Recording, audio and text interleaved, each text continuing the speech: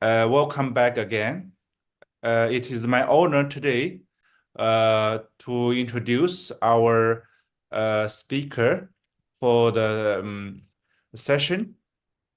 Today we are very honored to have Mr. Rehan Khan, the famous novelist on Muslim history and culture. It is, rare actually these days to have an author or novelist which only focus or mainly focus, let's say, the history and Muslim characters. We've heard a lot of, famous novels and popular literature from other religions and cultures, but it is our great pleasure to have Rehan Han to share his writing journey and achievement about Muslim culture and history in his novels, and in English, actually, in English. So let me introduce briefly Rehan. He's a avid observer of history and many cross-cultural connections in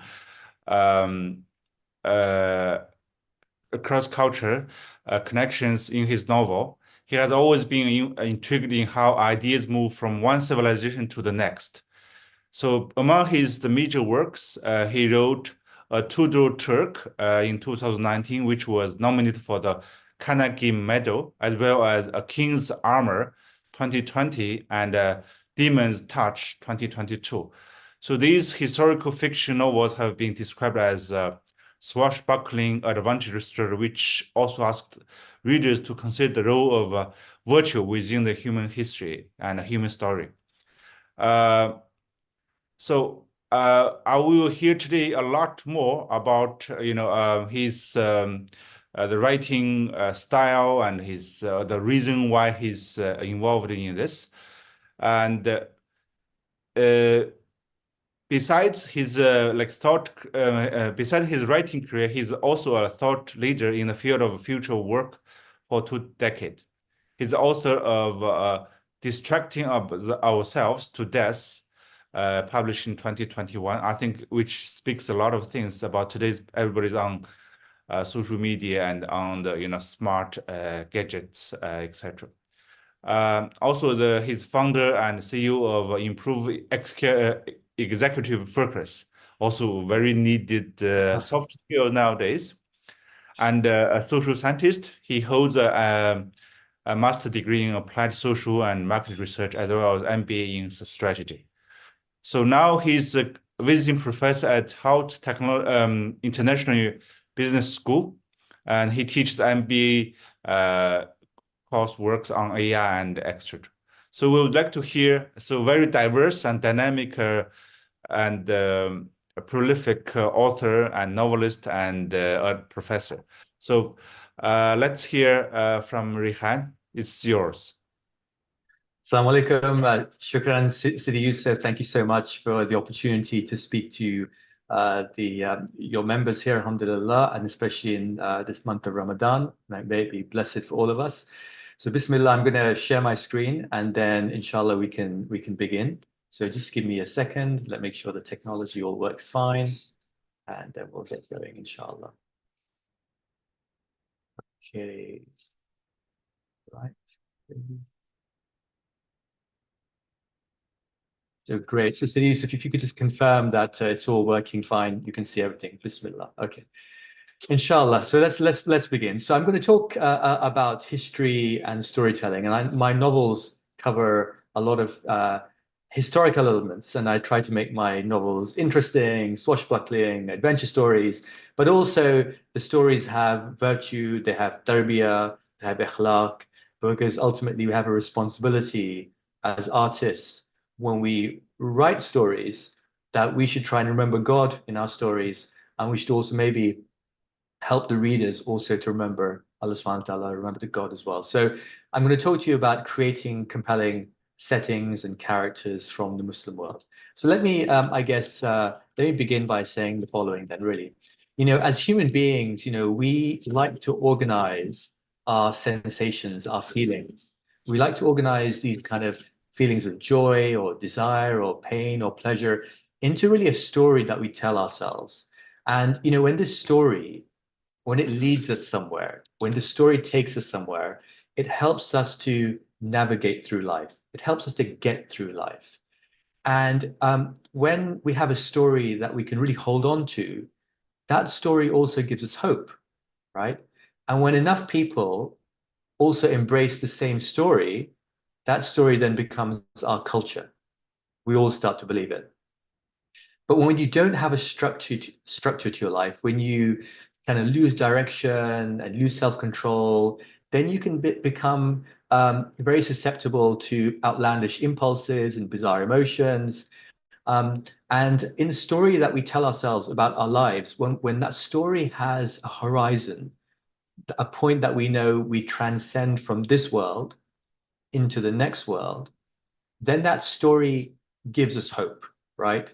That story means something to us. And of course, the divine story that we're all part of is a story that, we all attested, we all confirmed to Allah subhanahu wa ta'ala that He is our God, He is our Lord. And that's the story that we're all on. And that, to me, that divine story of every human being, that we came from God and that we're going back to God, that's a really hopeful story, because it's a story of transcendence, moving beyond the physical into the metaphysical. Now, of course, the opposite of hope, right, is despair. It's misery, it's despondency. And so one of the fundamental questions of literature has always been, how do we find release from this feeling of living without hope, of without propulsion, or without aim? And literature has always tried to answer this question. How can you, get that release from living without hope? And so culture then, as I say, it's an amalgamation. It's a story that enough of us subscribe to. It's enough of us believe in. And I guess, today, if you look at it, really many, cultural commentators say that the only culture today that we really have is popular culture. All right.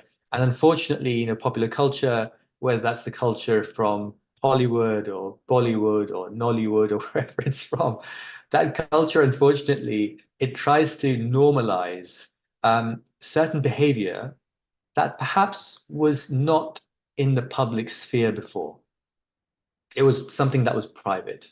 And now it tries to normalize it and bring it into the public sphere. And that popular culture also likes to break moral traditions, right?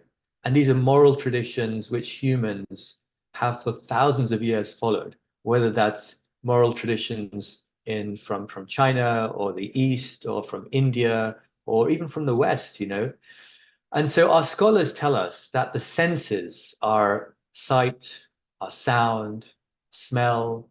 The senses are like a pathway to the spiritual heart, right? So the senses are a pathway to the spiritual heart. So God is protecting our hearts by telling us to do certain things and avoid other things. And so our hearts are very sensitive, right? So we have to be really careful about what we let through our senses, through our eyes, our ears, our tongue, what we let into our spiritual heart, because it can really damage us. And so for those of us who are writers, for those of us who are artists, who are poets, who are sculptors, who are architects, painters, musicians, gardeners, any creative field, we really have to ask ourselves, what's the purpose of my art? Why am I creating? Is it for my ego? Is it for my nafs? Or actually, is there something larger, something more meaningful than myself? And so for Muslims, I'd say our art is about drawing closer to God, right? Our art is about drawing closer to God. It's to live a life of virtue. It's to have tarbiyah in our life. And so the art that we create, whether it's a novel, it's a painting, it's maybe a garden, right? Does it remind me about God? And does it remind the people who experience the art about God? And so, for example, if you travel in the Muslim world, whether you go to Xi'an in China or Beijing, or you go to Indonesia, or you go to, you know, wherever, Cordova in Spain, and you look at the buildings and you look at the design of those incredible mosques and museums and everything else. When you look at those, you're inspired, and you're inspired to remember God, right? And that was the purpose of the art. So whether it was the magnificent mosques in Uzbekistan, when people saw that art, they remembered God. And so really I have to ask myself as a novelist, and I encourage other artists to ask themselves the following as well. Am I reminding myself about God when I'm writing? And am I also helping my readers to remember God? Because unfortunately, you know, the reality is that as religion has receded, as religion has moved away from the minds of most people, then arts become like devoid of purpose. You know, art today is very much about me, myself, me, myself, and I. And art is very much about making me popular, and art is very much about how much money I can make. And so, because we don't have a standard, a criteria, a furqan by which to judge what is good art, what is bad art, you know, we've lost that furqan. But when you have a furqan, a criteria which says, okay, this is what is good art, right? Then inshallah, what it does, it actually helps you as a soul. It really helps you, gives you that taraqi, that gives you that elevation towards God, because now the art is inspiring you to remember God. Okay, but bad art is doing the following. The bad art is lowering you to your nafs and, you know, your ego, and making you want to desire more. So really, art is there, and novels are there, and writing is there, is to elevate, right? Not to reduce. And so really, I would, you know, start by saying, I think that it's really an opportunity for Muslim writers, for myself, for yourself, and people who are thinking about writing, as well as writers from other faith-based backgrounds, whatever anyone's faith is, really to put virtue, to put akhlaq, to put, you know, tarbiyah back into the stories that we tell. Why should we be writing stories that don't remind people about God? You know, we should really think about that, really. And so we want to tell purposeful stories. And that's what I really want to talk to you about today, because, you know, stories are out there. Okay, there are so many stories. And I'm going to give you a few examples. Okay, so as a storyteller, Dr. Yusuf just mentioned that, you know, I'm really interested in culture, and I'm very interested in how different cultures across the world, when I, you know, alhamdulillah, I've managed to travel to many places, and I often hear the same story in different places, told from the lens of that culture, but it's often a beautiful story, and it's very similar. And so I'm always, as a novelist, as a writer, I'm always scanning the horizon, looking for elements within culture that will bring people's hearts together, right? That will enable us to look at someone else who is different, but actually we have a common story. And ultimately, we all have the same common story, obviously back to Prophet Adam. And that's where we all obviously originate from. So let me just give a few examples. Now, you know, this is a picture obviously of the Vikings. Now, you know, the Vikings, you know, Nordic, Scandinavian people who, you know, traveled much to the west of Scandinavia, but they also traveled to the east of the Scandinavia. But you know, there's more written about the Vikings in, if you go back to the original sources at the time of the Vikings, okay, there's more written about the Vikings in the primary sources in Arabic than in any other language. So when the Vikings were, you know, traveling the world around the 9th century, 10th century, the Arabs were writing more about the Vikings than any other people. And you think, what's going on there? So I'll come back to that.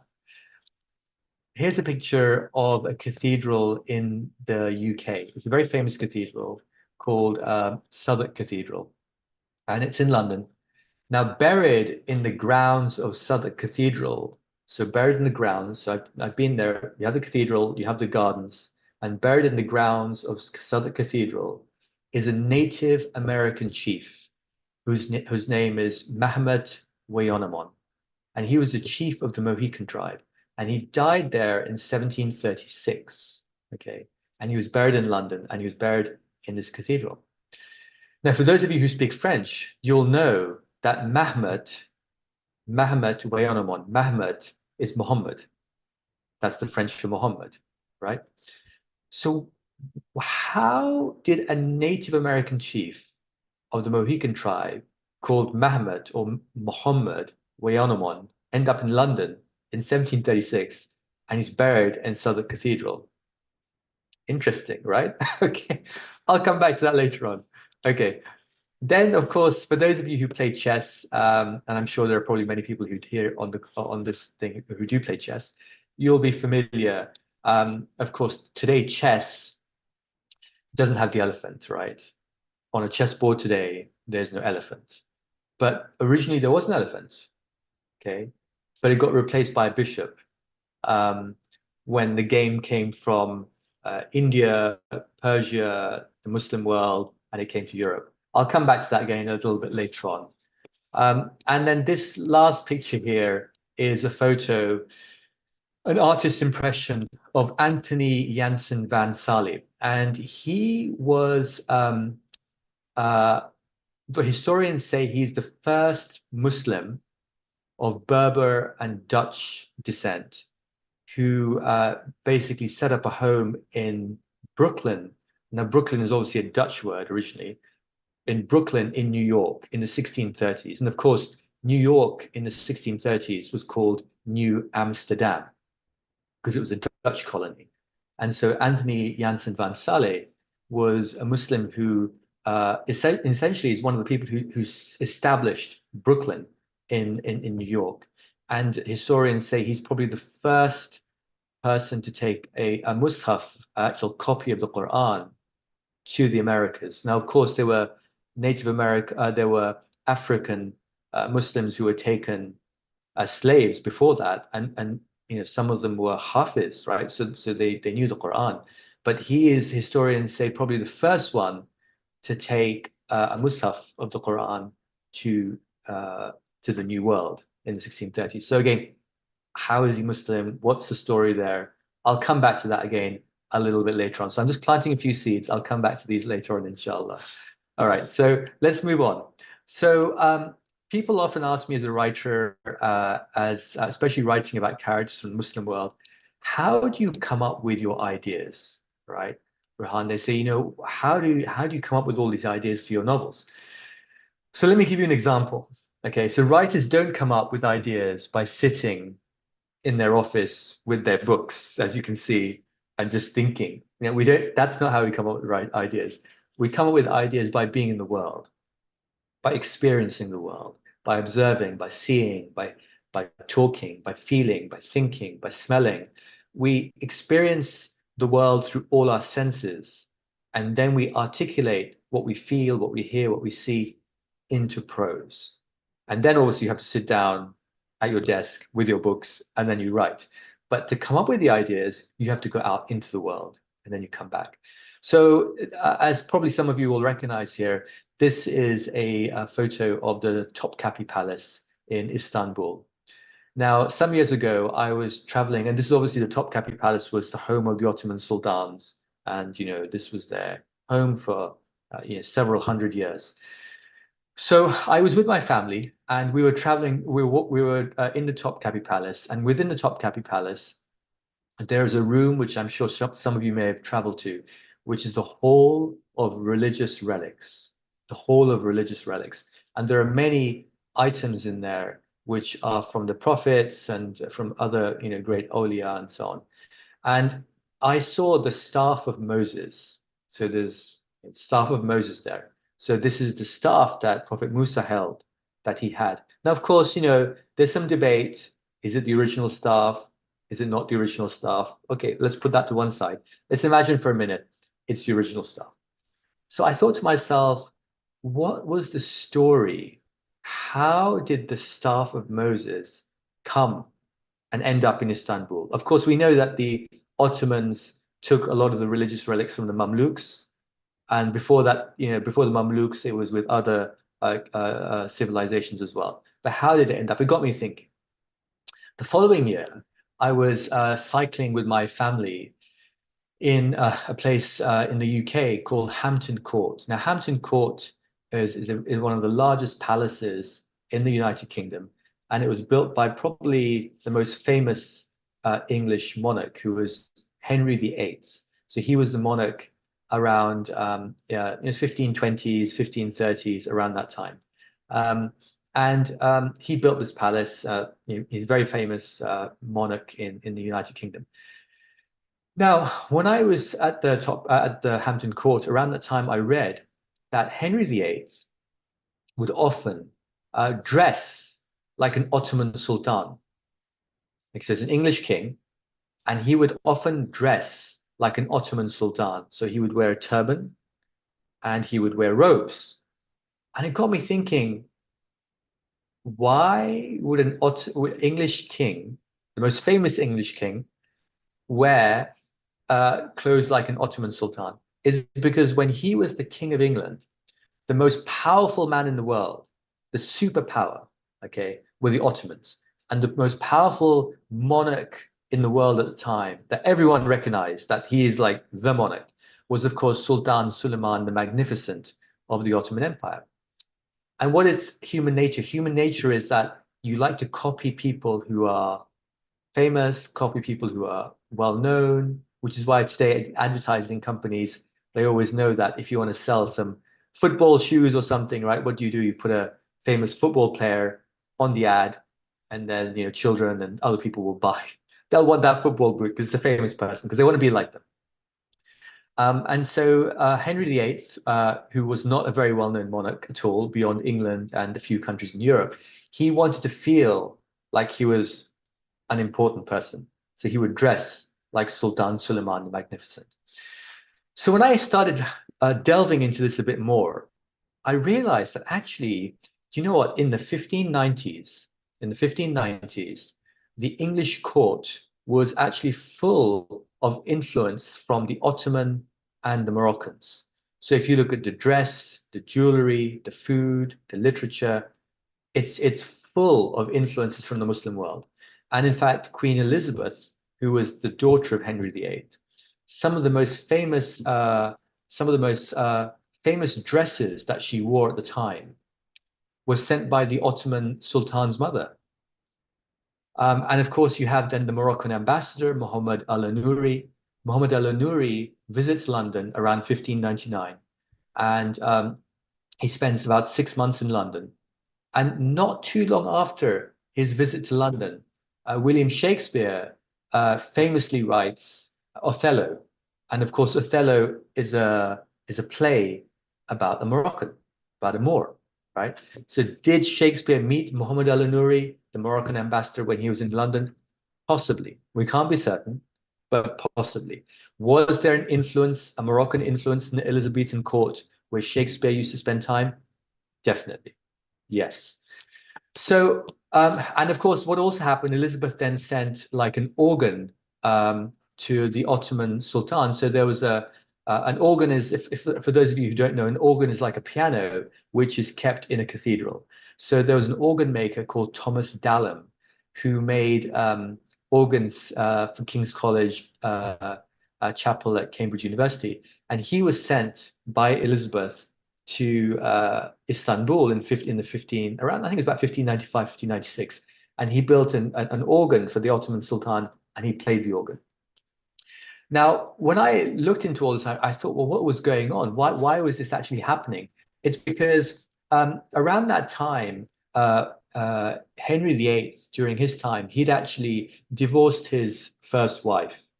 Now, the Pope and Catholic Europe was very upset that Henry had done this. And so eventually what this led to England being what's called excommunicated. So the Pope essentially threw the English nation out of Christianity. And then in response to that, Henry VIII then sets up the Church of England, which is then, and he becomes the head of the Church of England. Okay. So Catholic Europe, Spain, Italy, France, and the other countries had essentially isolated England. Okay, just an early version of Brexit, if you like. So it isolated England. England was isolated. And the English were very worried about an attack from the Catholics in Europe. And of course, famously in 1585, the Spanish send a huge armada of ships to attack England. And the only reason that they don't succeed is that there's a storm, this hawa, this storm is raised, and the storm, essentially destroys a lot of the Spanish ships. So in response to that, when that storm happened, then the court poet of Al-Mansur, so Al-Mansur had a court poet, and the court poet produced a poem, and he called Elizabeth Sultana Isabel. And he says how, God sent a divine wind for the English, for Sultana Isabel, and against the Spanish, right? So England at that point becomes a little bit like on the radar of the Moroccans and also the Ottomans, who then start hearing about this, because when the first English ambassador, William Hawthorne, when he went to Istanbul, I think it was 1585-86, the vizier, or the Ottoman vizier, said, well, we've never heard of England. Who are you guys? Yeah, because they said we've heard of the Franks, but we've never heard of the English, never heard of them at all. So they weren't a very well-known people at all. So the point I'm making here is that in the 1590s, England's closest international allies were two Muslim countries, Morocco and the Ottomans, two Muslim empires. Now, when I studied the Tudors at school, okay, no one told me about this. I didn't know, right? And as a historian, well, not as an amateur historian, as a storyteller, I thought to myself, why didn't someone teach me this history? It's in all the academic books. You can go and read it. If you don't want to get into a heavy academic book, then probably I'd suggest a book by a historian, which is called This Orient Isle.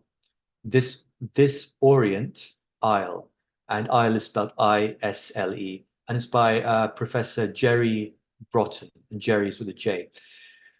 And that's kind of easy, quite easy book, and he talks about the relationship between Queen Elizabeth and the Muslim world. And so what I wanted to do is I wanted to write a novel that was set in the 1590s, and that's the novel you can see there, A Tudor Turk. So A Tudor Turk was a story that was set in the 1590s when there was this close relationship between the Moroccans, the Ottomans, and the English. And why is the staff of Moses on this picture? Because in the story, the staff of Moses has been stolen by a dastardly English earl. So hopefully that gives you an example of how the experiences that you have in your life can actually come together to produce a novel. And hopefully that shows that writers don't just sit in their office and come up with novels. They actually go out in the world and they experience them as well. Okay, great. Let's move on then. So as someone who likes to write about history and who is inspired by the history and using that to tell stories, what I end up doing is I end up reading a lot of very dense academic history books as well. So I'll give you a few examples here which you might want to have a look at. So there's a really interesting book called The Year 1000 written by Professor Valerie Hansen, and it describes the year 1000. What was the world like in the year 1000? And of course, in the year 1000, the global travelers, the people who traveled the most in the world, were the Vikings, the Chinese, and the Arabs. So they were the ones who circumnavigated much of the world. A very interesting history. Another book there called A Fistful of Shells. Now, A Fistful of Shells is written by Professor Toby Green, and it's a history of West Africa. And it describes how West Africa was a very advanced civilization. And then when the Portuguese start to land and the Europeans start to come into West Africa, slave trade kicks off and so on. And he describes how there was an imbalance of power, essentially. So what happens is that because the slave trade kicks off, then you have labor, and of course, labor creates capital, right? So if you look at economic models, labor creates capital. So the labor of Africa, these 12 million people who were taken to Americas, who arrived in Americas, but there were more than 12 million taken, many died. That labor was extracted from Africa and it created new capital in the Americas. And that put Africa back economically. what he also describes is that the Europeans arrived in Africa with what he calls soft currencies. So the Europeans started trading in soft currencies in things like shells and paper, and they used to give that to the Africans. And what they would take from Africa, they would take gold, right? Because Africa was the Gold Coast, right?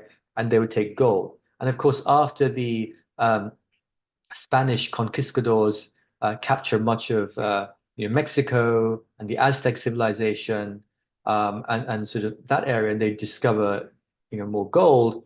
Gold is then shipped into Europe. The value of gold goes up, but then all the currencies that the Europeans bring into Europe, like shells and fabric, those currencies decline. And so then you have a big economic division between Europe, which has gold and has African gold, and then other currencies that have come in, have now come into Africa.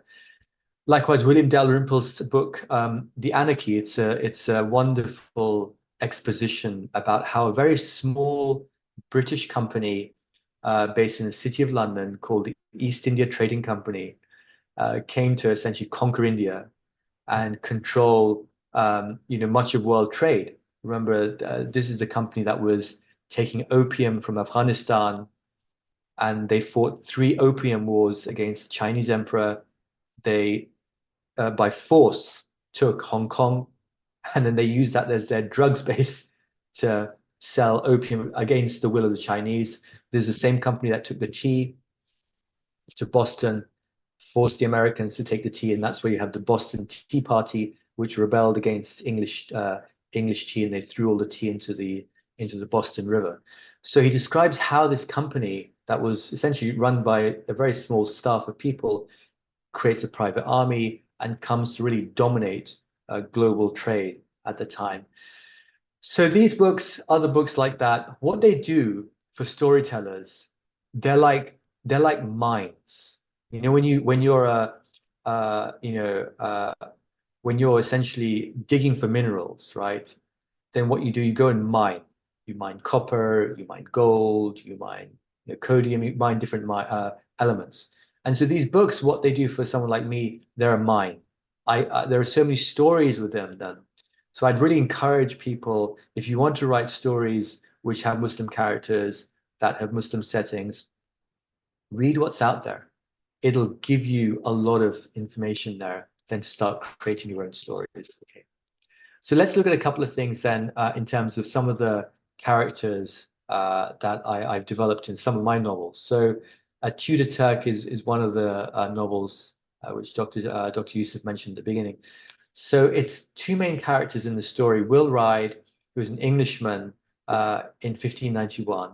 Now, England at the time, as I say, was very well unknown. Like no one had really heard of England at all. It was a very backward nation. Obviously, all that was about to change, but it was a very backward nation at the time. And so Will's character in the book, as a character, he is someone who also lacks confidence. He doesn't know very much about the world. He's very kind of naive to many things. One of the other characters is Ewa Maryam al-Jamil, and she comes from the Songhai Empire. Now, the Songhai was one of the great empires of West Africa, a truly great empire. Its commercial capital was based in Gao, and its intellectual capital was based in Timbuktu. And of course, for those of you who know your West African history, you'll know that Timbuktu was a great university town, and there were scholars from all around the world that would come and study in Timbuktu. So Ewa is from the city of Timbuktu. Her father is a professor. She has been, she studied logic and rhetoric and grammar and Quran and mathematics. She's very sophisticated, right? She's a very sophisticated individual.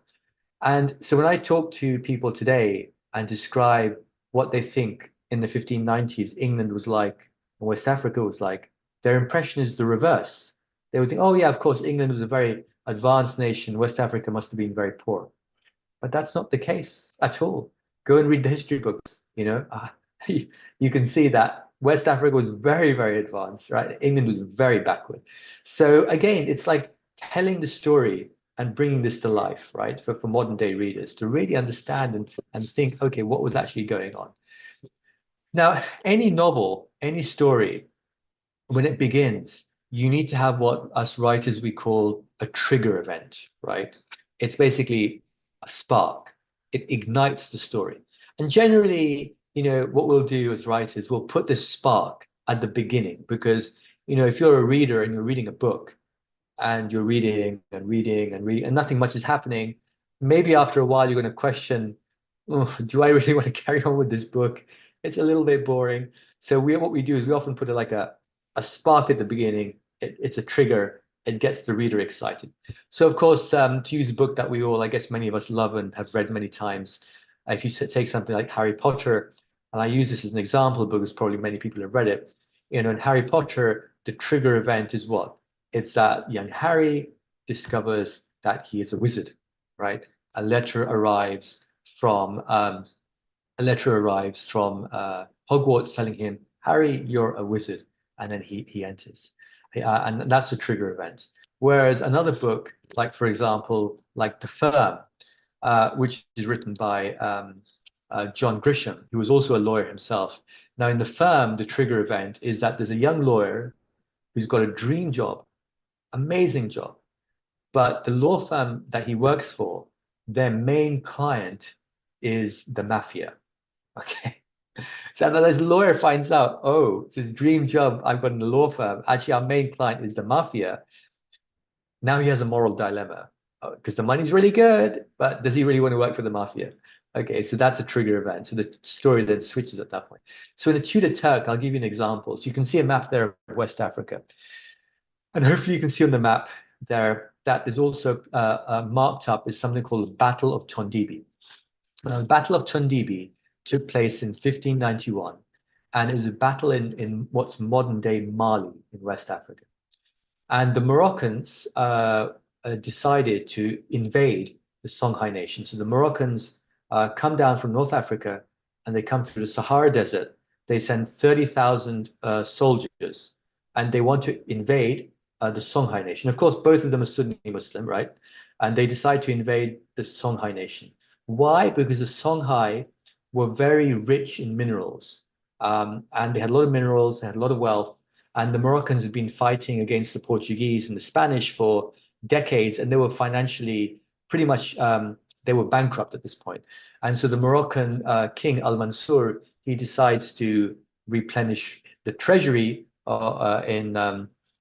decides to replenish the treasury in Marrakesh, and so he sends an army to invade the Songhai. Now, the Songhai king, King Askia, then prepares 80,000 warriors. So you have 80,000 warriors from the Songhai nation who arrive at the Battle of Tondibi. You have 30,000 Moroccans come down. Now, just as insurance, what King Askia also did was that he brings with him 2,000 cattle. So these are cattle like bulls, so they're like battle cattle. And when the war begins, you have the 80,000 Songhai warriors, you have the 2,000 battle cattle, and then you have the Moroccans. And the cattle are sent charging against the Moroccan lines. So the cattle go stampeding towards the Moroccans. Now, what the Songhai don't realize is because the Moroccans have been fighting with the Portuguese and the Spanish, they've actually developed advanced technology when it comes to weapons of war. And the Moroccans have something called an arquebus. An arquebus is like an early version of a rifle. Okay, so you have to load it, you fire once, you have to load it again, you have to fire once. So the Moroccans have arquebuses, and the Moroccans also have cannons. Now, of course, when the Moroccan infantry then start firing the arquebus and they start firing the cannons, like boom, boom, boom, boom, all these cattle that were charging at them are terrified, right? Because obviously the cattle have never heard anything like this. The Songhai have never heard anything like this. So the cattle stop, they turn around, and then they charge back at the Songhai. And when they charge back at the Songhai warriors, these 80,000 warriors are fractured. The Moroccans come down with their advanced technology, and then they win the battle. And then essentially at that point in 1591, the Songhai nation is enslaved. The entire nation is enslaved. They're taken to slave markets in North Africa, where they're sold into slavery. And the Moroccans continue their advance to Gao, and essentially they acquire all of the assets of the Songhai Empire. Now, when I read about that in the history books, I thought to myself, wouldn't it be interesting if one of my characters was at the battle? And that's where I came up with with the character which I just showed you, Awa Mariam Al-Jamil. And so she is part of the Songhai archers. So because the women of the Songhai nation were archers. And so she is one of the archers in the battle. And of course, her father, who's a professor at Timbuktu University, doesn't want her to go to battle. He thinks that they shouldn't be fighting in the first place. You know, these two Muslim armies shouldn't be fighting. But she ends up in the battle. She ends up there, and then she is taken as a slave. And that really, that's in chapter 2 of the story. And that is the trigger event. That's the spark. And so the reason I'm giving that example is because if you're going to write a novel, you want that spark, that trigger to really happen at the beginning, so your readers get very excited about the story as well. Okay, let me move on then. So then one of the things that I love to do, alhamdulillah, and I certainly encourage for those of you who are blessed with the opportunity maybe to travel, and if you don't have the opportunity to travel, then certainly try and watch some documentaries about different places in the Muslim world, and maybe that might inspire you as well. So many of my novels, so Tutor Turk, for example, is set in many locations. One of those, for instance, is Istanbul. And so I have scenes in the book around the Grand Bazaar. And if for those of you who've had the opportunity to go to Istanbul, when you stand on the Bosphorus River and you look up and down, you'll see a unique Ottoman architecture. And of course, the great Ottoman architect Sinan, designed, many of those incredible buildings. So I really wanted to capture that feeling, that emotion of the bazaars, of the souks, of the places of worship, of the Janissary forts, of the palaces, of the Ottoman Empire in the 16th century within the novels. So that's there. The second picture you see at the top after the Istanbul Bazaar is the citadel of Qait Bey, and Qait Bey was a ruler in Alexandria in Egypt under the Mamluks, and he built originally a fortress. And the fortress was built by the Mamluks to keep the Ottomans out. But of course, when the Ottomans then conquer Egypt, what they do then, they convert the fortress into a citadel, into a storage area, and the Ottomans actually post their vessels out at sea to prevent an attack from others. And so when I read about that, I included then a couple of scenes in my novel that was set in the citadel, which is a museum, kind of a weapons store at the time. The third picture there of a bridge is a very famous bridge. It's called the Rialto Bridge in Venice. And it was actually opened in 1591. So that's when my novel is set. My novel is set in 1591. And the architect of the Rialto Bridge was a man called Antonio da Ponte. And he designed this very ambitious architectural design. As you can see, the bridge was like a curve, right? Now, the architectural rivals at the time of Antonio da Ponte, they said that the bridge is going to collapse. It's too ambitious. Bridges should be flat. A bridge shouldn't be like this. But alhamdulillah, the bridge is still there. It was built in 1591. The original bridge is still there. Now, when I read about the bridge, I also read at the time that the Venetian architects, obviously in Venice, were collaborating with Ottoman architects. And I thought, oh, that's interesting. So I have some scenes that are set in Venice in the novel. And, this background of collaboration between Venetian architects and Ottoman architects. So Venetian architects were visiting Istanbul, Ottoman architects were visiting Venice. I thought that's interesting. Okay, so I included that in a nice way into the story. And then the last picture you see at the top on the right is Leeds Castle in the United Kingdom, but it's actually in a town called Maidstone in Kent. It's not in Leeds. It's in Maidstone in Kent. Now, if you visit the Leeds Castle, you'll find there are many wonderful old weapons, swords, and many are from the time when the Crusaders went to Jerusalem. So you'll find a lot of swords in Leeds Castle which have Arabic writing on them because they're, it explains who was the quartermaster who actually built, or the metalsmith who actually designed the sword. So you've got in that castle a lot of weapons are inscribed in Arabic because these were the Crusaders who brought the weapons back. And so when I visited the castle, I thought this would be a wonderful location for the villain of my story, who's a dastardly English Earl, Earl of Rothminster, and I based him there. And then the bottom picture you've got there is again some other places in the second novel in the series, which is called The King's Armor. And of course, you've got the very famous Suleymaniye Mosque in Istanbul, which is stunning, absolutely stunning. And then the second picture is the very famous Al-Madina Souk of Aleppo, which is obviously in Syria. And then the Umayyad Mosque in Damascus. And I had the pleasure of being in Damascus many, many years ago. And alhamdulillah, I was there in the winter and it was snowing, and I was in the Umayyad Mosque, and I remember it was just Taqubbat al-Qazna, which is the dome of the treasury. You can see in the picture there, and the Umayyad Mosque was just covered with snow, and it left a very lasting and endearing image in my mind. So then, when I was writing a couple of scenes in the second book, it really helped me visualize the Umayyad Mosque in Damascus. And of course, the last picture there is the Tower of David in Jerusalem, which again is a very significant historical site as well. So putting places from the Muslim world into your novels, what it does, it adds another dimension.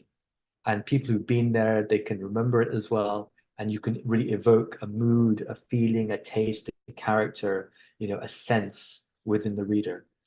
Now, about evoking detail then, here's two pictures here. I'll give two examples. So in a Tudor Turk, there's one scene there of London Bridge. Now that's the artist's impression of London Bridge. So for those of you who have been to London, you'll know there's a bridge in London which doesn't look like that. And of course, the original bridge was sold to an American businessman. So the bridge that's called London Bridge today is the replacement bridge. But this is the original bridge, what it looked like. And the original bridge was designed in such a way that there were actually 6-7 stories above that. And this is where the authorities would often, when people were executed, their heads were placed on pikes and stuff on the bridge. So when I read about that, I thought it would be really interesting to have a chase sequence, which happens towards the end of the novel, where the characters are running along the top of the building. Okay, so they're running along London Bridge, but they're on the top of the buildings because London Bridge had buildings on it before. It was like a little town in itself. Okay, so I included that, and then the second picture there is of a cave. And when I was visiting Oman, and Oman is very famous for mountains and very famous for caves, and we had the opportunity to sort of dive down a cave, and just the experience of going into a cave, crawling into a cave and coming to an underground waterfall, and what that felt like, I was then included in the second book as well, in a particular scene as well. Okay, let me then start to round up, inshallah. So there's a couple of things I mentioned at the beginning to you. I said that there was more written about the Vikings in the primary sources in the 9th century and 10th century in Arabic than in any other language. Okay, why is that? Well, many of the Vikings, some of the Vikings, I should say, went from Scandinavia and they traveled west to places like Britain at the time. And they raided the English, they raided the Irish, they raided the Welsh, and so on. But most of the Vikings traveled east, right? So most of the Vikings traveled east, and they were called the Volga Vikings. So they traveled down the river Volga, and during the time, many of the Arabs used to call them the Rus. So there's a theory that the name Russia comes from Rus. It's a theory, it's not entirely proven. It's a theory. Now, these Volga Vikings would travel down the river Volga, and eventually their travels led them into conflict with the Abbasid Caliphate. Of course, the Abbasid Caliphate was based in Baghdad or Baghdad in Iraq, and the Vikings originally tried to fight against the Abbasid armies, and they got completely the Vikings got completely demolished every single time. So the Vikings tried to fight the Arabs, they couldn't do it. They lost every time, and so they realized that they couldn't defeat the Arabs. So what the Vikings decided to do, they decided to start trading with the Arabs. So the Vikings would bring from Scandinavia, they would bring fur, they would bring honey. And what they would love, they absolutely loved silver. So they would bring this to Baghdad, and in return, the Vikings would take silver. And if you go to the museums in Scandinavia today, you travel to Sweden, you travel to Norway, and you travel to places like Belarus and Ukraine and Russia, you'll find like tens of thousands of dinars, silver coins from the 9th century, the 10th century. They're constantly discovering new entire treasuries of coins.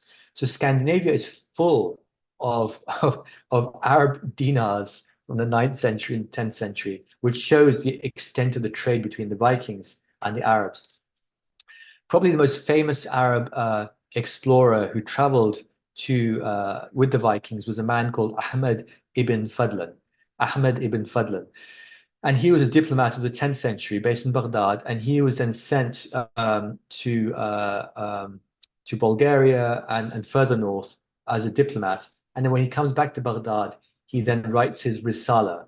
He writes his message of his journey with the Vikings, and he describes his adventures and so on.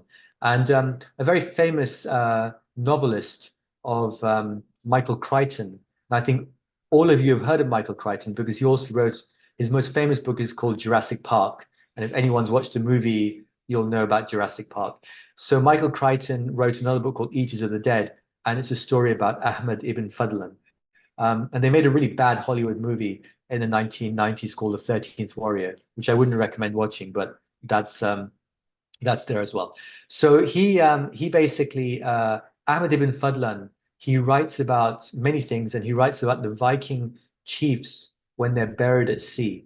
So we know, if you've watched any documentary about when a Viking chief dies, and they put them into a boat, and the boat is sent out onto the lake, and then arrows are fired, the boat burns and it sinks. You've probably seen that in documentaries, you've probably seen that in movies. The only surviving account in the historical record of that is by Ahmed ibn Fadlan. He's the only surviving account. That's the only reason we know that's how a Viking chief in the 9th century was buried, because Ahmed ibn Fadlan wrote about it, and that's the only surviving account in the historical archives. So again, there's a lot going on there. And if you want to know more, there's some interesting sites there about 1001 inventions. You can read about the Vikings and the Arab world. And there's an interesting BBC podcast called In Our Time, which is about the Volga Vikings, which you can also go to and have a look. Okay. Now, the other thing I mentioned to you at the beginning, I said to you was that in Southwark Cathedral in London, buried there is a Native American chief, and his name was Mahomet Weyonomon, and Mahomet is obviously the French for Muhammad.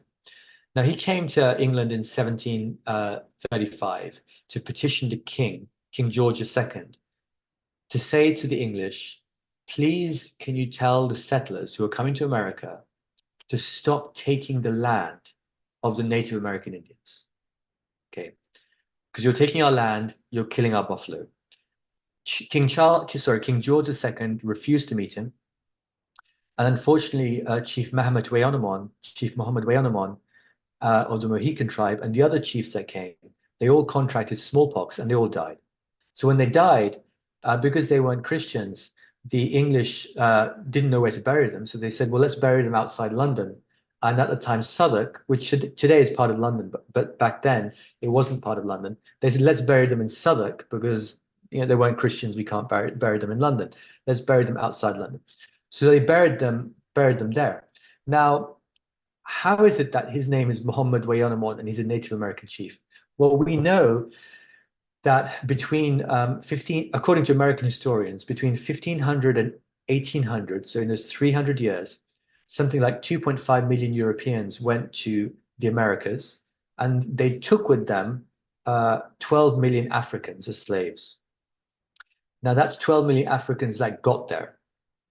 There were many, many, many more who went, but they died on the crossing. So the ones that got there were the toughest who got there, and the majority actually died on the way. Now we also know, according to American historians, between 1500 and 1800, 50 million Native Americans were killed due to diseases brought by the Europeans, but also they were hunted down and they were shot, right? So again, this is in the Library of Congress. You can go and research it yourself. I'm not making it up. And what we do know is that the Africans who arrived in America, around 12 million, about historians estimate about 30% were probably Muslim, about 30%. So they were taken from the West Coast. Places like Ghana, places like the Gambia, places like Senegal, places like Mali. Now, the theory is that when many of these Africans, when they went to America and they were kept as slaves in sugar plantations and other places, those that escaped, imagine you're an African in 1550, 1600, and you're a slave, and you escape, and you're in the Americas. Where are you going to go? Where are you going to go? The only other people living there are Native American Indians, right? You're going to go and live with them. Otherwise, you're going to die, right?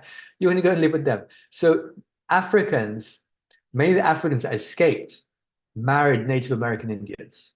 And again, you can go to the Library of Congress in Washington, and you'll see that the chiefs of many Native American tribes at the time, they have Native American names, but they also have names like Ibrahim and Muhammad and Abdullah and so on. So possibly, can't be sure 100%, but possibly Chief Muhammad Weyonomon was actually buried. I was actually a descendant of an African who married a Native American Indian. And that's how he ends up then eventually, that's why he has a Muslim name, and he ends up in coming to London. Now, he then, the late Queen Elizabeth II, very kindly, as you can see from the photo, she actually then received that original letter that was brought in the 18th century. And some of the descendants of Chief Muhammad Weyonomon, they presented that letter to Queen Elizabeth, and then they opened a memorial in Southwark Cathedral for Chief Muhammad. So I visited the memorial. So if ever you're in London, go to Southwark Cathedral and just go to the gardens outside, and you will see the chief is buried there. You can, read a Fatiha for him if you want. And he's buried there. And until today, right, in America, there's a town called Mahomet, right? It's in it's in the state of Illinois. So if you drive from like Central America, like Kansas, up towards Chicago, you can detour, go through Illinois. It's a small town, only 50,000 people. So there's a town called Mahomet, in Illinois, in America. You can look it up in Google Maps. Again, I'm not making it up. You can look it up. It's there. Right? And it's named after the chief. It's named after the chief, Muhammad Weyonomon. Okay, let me then just try and finish up, because Dr. Yusuf, I'm mindful I've gone probably over time. But if you're okay, I'll just carry on for a few more minutes and just finish off, inshallah. No worries. You can go ahead. Yeah, no problem. Okay. Thank you. Thank you. I appreciate that. So I said also then that chess originally had an elephant, right? And of course, chess originates from India, right? It was called Shatranj, and then it comes to Persia, it comes to the Muslim world. And then when chess eventually arrives in Europe in the 16th century, the craftsmen who make the chess pieces, when they see the chess pieces, the elephant, they don't know what it is, because there are no elephants in Europe, right? Because the elephant has these tusks, and they think, what is this? We know the horse, okay, that's a knight. We know a castle, that's a rook. We know the king and the queen. We know the pawns, yeah, that's the infantry. But this piece, what is this? So they didn't know. They'd never come across an elephant. So what they thought it was a bishop, because the bishops in the Catholic Church would wear a hat which is called a mati. Now, if you look it up, a mati, which is spelled M-A-T-T-E-E, a mati is basically a worn by a bishop, and it has 2 points like this, like 2 tusks. And so the craftsmen thought, oh, this thing, which was an elephant, must be a bishop. And so they called it a bishop. And so that's why modern chess, European chess, has bishops. It doesn't have an elephant, but originally it had elephants. Now, of course, even until today, there are some words that when we play chess, okay, they're still there from the Arabic and from Persian.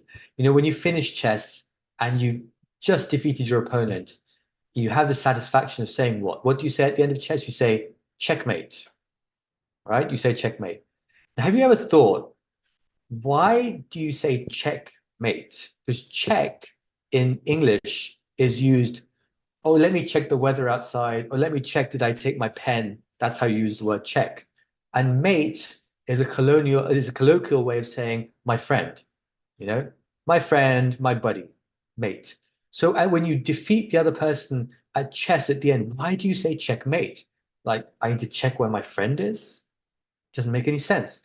It's because when it came into English, the word checkmate came from the old French, which is échemat, échemat. And échemat came from the Persian via the Arabic, which is ashamat. So checkmate comes from échemat, from the old French, and that comes from the Persian ashamat. And that suddenly makes sense because Shah is what? King. Mat is what? Dead. The king is dead. Then it makes sense because then ashamat. So I would encourage you, if you play chess, the next time you have the pleasure of defeating an opponent, don't say checkmate, but just say ashamat, and you'll be true to the game originally, inshallah. All right, let's the last couple of points then. And so hopefully what these show you is that these show you why history is so important to learn, right? And especially as a storyteller, I really encourage people to delve into history, read proper academic works in history, uncover those stories, and write about those stories because the world needs that. Really, we need that inspiration. So please, really encourage all of you to try and do that. And we look at why is literature so relevant. I think there's a couple of reasons why great literature is relevant. Firstly, great literature has a relevance to the human condition. Great literature always talks about the trials, the tribulations that humans have had throughout time, right? And the human problems will always remain the same, right? So when you read that, you experience that. Secondly, great literature, it needs to be something that's readable and it's accessible, it's elegantly written, so you're drawn into the language. And especially today when everyone is so distracted and they pick their phone up and they jump from one thing to another thing to another thing. When you read a novel and you dive deep into the novel, you develop better emotional intelligence. You develop better empathy because suddenly it's you and the character and you start to understand characters. And the third thing that great literature does, it really, great literature will always tackle some of the great ideas that preoccupy humans. And what are the things that have preoccupied humans throughout history? God, family, fate, love, war, peace, all these ideas, right? Throughout history, humans have always been interested in these ideas, and they always will be interested in these ideas. And so great literature does that. To give a couple of examples, the Iliad, which is obviously a great poem written by Homer, the blind poet. It was an oral tradition, and it was originates from around the 8th century BC, so very, very long time ago. And it's a story about love, and about friendship, about fate, about free will, qadar, nasib, qismat. It's about free will, about honor. Sense and Sensibility, written by Jane Austen, I think it was in 1811. And really, this is probably the highest point of the English language. If you read the works of Jane Austen, this is probably the English language at its most supreme level. And I would really probably suggest that the English language has been decaying since then. Really, it's got it's been decaying every year. But Jane Austen is probably the high point of the English language. And what's the story about? It's a story about the dangers of excessive sensibility. It's when you're too sensitive to everything, and it shows that it encourages that actually you should have more restraint, you should have more decorum. Or read The Brothers Karamazov, written in 1880, I think it is, by Fyodor Dostoevsky. And Brothers Karamazov, it's a story about being not judgmental, right? Don't be judgmental towards people. It's about, forgiving people, and it's about praying for criminals, right? And for their redemption. That's what it's about. It's about don't be judgmental, forgive people, and pray for people, right? And we know our scholars always say that, any country you live in, pray for the rulers, because when the rulers become good, then it transforms the lives of everyone, And then the last book there, The Conference of the Birds, which obviously is written by the great, Persian writer Farid al-Attar, and it's a story about the soul's journey back to God. So it's about the divine history. And it's obviously told through these birds that go on this great journey, and they overcome 7 mountains, and eventually they arrive at the Seymour, the phoenix. And so it's the journey of the soul back to God. And so every generation will experience similar problems, similar stories. And so reading literature helps us to grounds us, helps us understand this. And my last slide, Dr. Yusuf, and then I will finish, inshallah, is really also looking at when you read good books, and that's why I encourage reading good literature.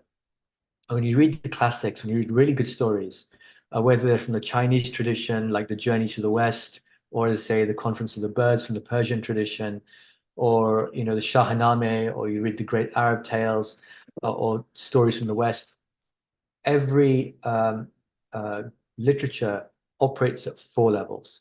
So the first level of reading is what we call the literal reading. So this is like the plot. A happens, then B happens, then C happens. And you can read a book at that level, and that's it.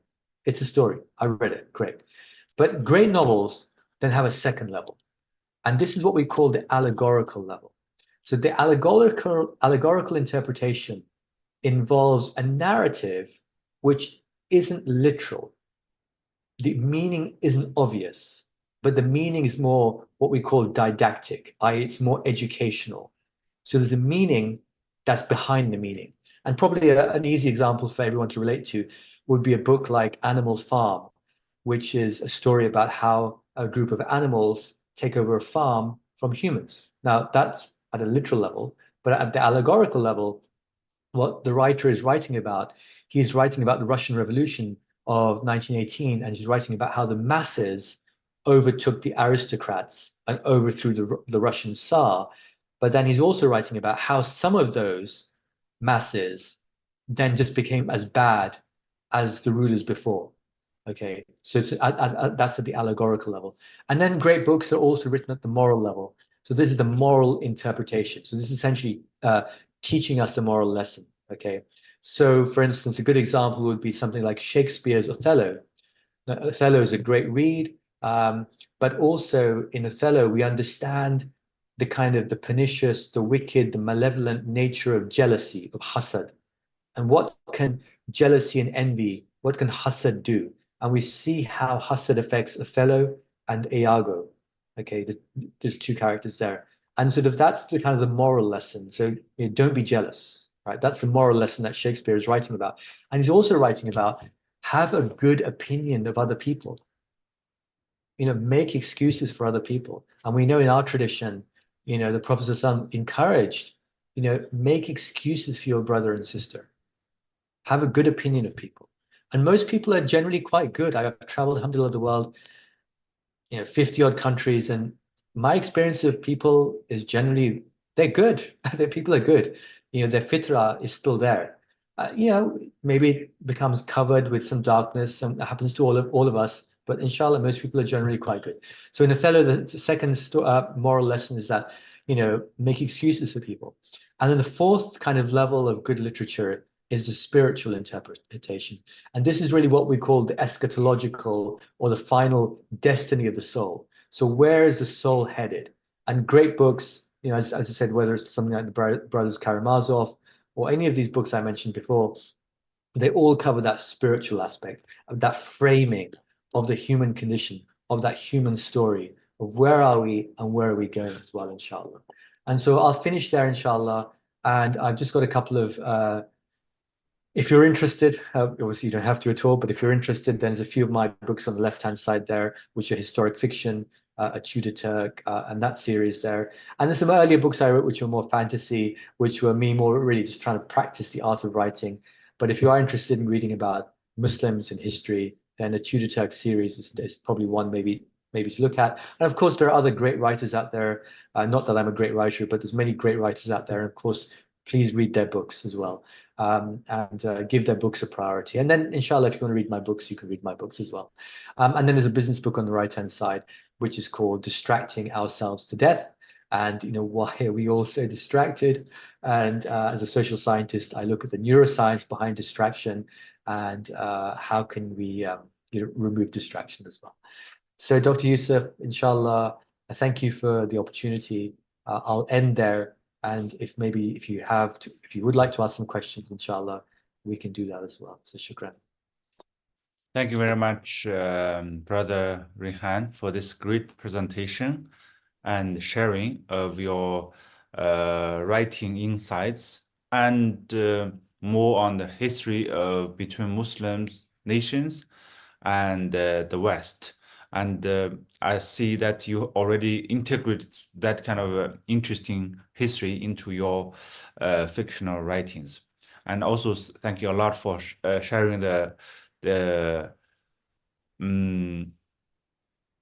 skills, or let's say tips or guidelines to do writings. And I do have one small question actually. Maybe some old audience might want to ask, how in your writing, and you have this different literature like levels, 4 levels, etc. Also in the beginning you spoke about the purpose of writing and what do you want to achieve with the good niyyah and good guidance, etc. How the history you are reading, you are trying to integrate between Muslims and the West, with Britain, play a role in achieving those goals and achieving those writing, guidelines. Yeah, so I think one of the things about searching within history for stories is searching for stories where Muslims and other cultures have actually interacted in a positive way as well. And as I say, in the 1590s, Elizabethan England had a very close alliance with the Moroccans and the Ottomans, and it was not something I knew about until I looked at that. Or if you look at the great kind of Chinese explorers of the Han Dynasty, for example, and so the Han Dynasty sent many explorers to what was called Bactria, which is Afghanistan, and other parts of that part of the world as well, and the East. So again, you see the cross-cultural, or you look at the Ming voyages from China that come to Africa, Arabia. And so these are moments when two cultures are meeting and interesting things are happening. And people bring their ideas, they bring their belief systems. And so what I try and do in the stories, I try and find that commonality where people maybe have to work together on a collective problem. So my stories are adventure stories, high action, but they have the tarbiyah element with them as well. So in the Tudor Turk series, some of the characters are Muslim, some are Christian, some are Jewish, okay? And it connects all three traditions. And some of the artifacts they have to find are from the Abrahamic prophets as well. So it's basically hopefully bringing the common threads across the different faith systems together. Okay, and just I mean, like another example, the next novel I've written is inshallah is coming out in November, and it also has a Chinese character from the Han Dynasty who travels in 90 BC, a long time ago, and he comes to this part of the world. And of course, they weren't Muslims, they weren't even Christians, they were Jews at the time, but we do know there were Hunafa, there were people who were Hanif, who were followers of Abraham. And so you have a character who, from the Chinese tradition, is versed in Lao Tse, Tao Te Ching, and is conversed in Confucius and the Analects of Confucius, and who brings that philosophy, that belief to a people who also have a belief system in the Hunafa and the Hanif and the Abrahamic tradition. And so then the dialogues are very interesting. So yes, you have action and everything else, but there is interesting dialogue as well about showing some of the commonalities. And of course, there are differences. And Allah subhanahu wa ta'ala tells us that He created us all in different tribes and different nations and different peoples so that we can get to know each other. And that's part of the test of your character. Can you show ikhlaq? Can you show ihsan, excellence towards people who aren't like you? Right? I see. Yeah, very inspired, and I'm sure you masterfully connect these historical stories in creating writing up to teach morals, spiritual, ethical lessons for our readers. So with that, we thank you, Brother Rehan, for this wonderful presentation and sharing of history and writing. And we hope we will see you in person next time to interact with you more about this subject. And with this, dear audience of the World Muslim Community Council, Ramadan Kareem, and we thank Brother Rehan and see you next time. Assalamu alaikum.